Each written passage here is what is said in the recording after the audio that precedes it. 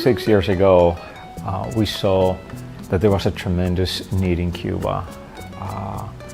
Nobody was going there in terms of training pastors and lay people, in terms of helping the lay people going from place to place with transportation, with a bicycle, with something. So we saw those needs and we say, how about if we go there? And perhaps the greatest need was the fact that they have been separate from the world church for more than 50 years. They were doing missionary work, they were winning souls, they're very smart and fervent people, yet they haven't had the materials and the seminars and the inspiration and the evangelism. So in a way, they were in a box. So we said they need a good shot in the arm, if you please. Bring the enthusiasm, bring ideas, bring new ways on how to do church and evangelism and youth ministries and so forth. And plus what I just mentioned, the needed help, materials and bicycles. And we said, how about if we grab 26 students that are getting ready to be pastors, and we go there and we organize 6 or 7 evangelistic meetings, preach and go door to door and bring the money for the bicycles, train them and so forth. And it has been a blessing now we're going on to the 6th year now. It has been a blessing to see how some people flourish. Young adults that said, hey, I never thought of giving a Bible study. With our training and with our inspiration and a bicycle, they said, I've got to do it. And when they bring their souls to Jesus to be baptized, they come with tears and they said, I never thought I could do this.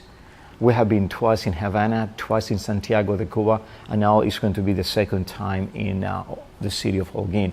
And these 3 cities have been impacted in many ways. Number one, we take the city by storm because we have evangelism in 4, 5, 6 different sites. So the city is really impacted.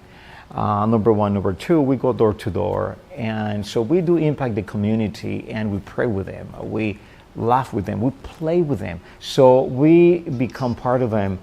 Thirdly, we stay with them. We do not stay in hotels. We stay in their homes and they tell us, nobody has ever stayed in our homes, but you chose to stay here, eat our simple yet tasty food, pray with us, do worship with us, go and visit people with us. So that's another way that the community has been impacted. Another way is that we are able to rally, if you please, the church and go out as one man to do evangelism. You see, in the past, they will do evangelism because they're good at that, but there was not a concentrated effort to do evangelism, including all of the members and including the conference and including the pastors and Bible workers, plus Andrews University students, all of us working as one man to impact the city. So that has been huge. I guess it gives them more of a purpose.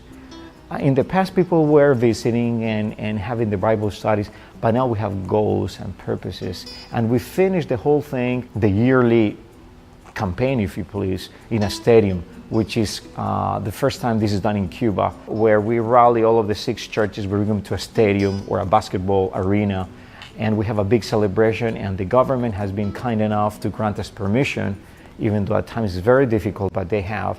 And there we have a big celebration. The Lord gave us 277 baptisms in Santiago, 222 in Holguin, and we rejoice bringing these offerings to the Lord. So churches can get involved as a church, or individuals can say, hey, me and my family, we want to donate one bike.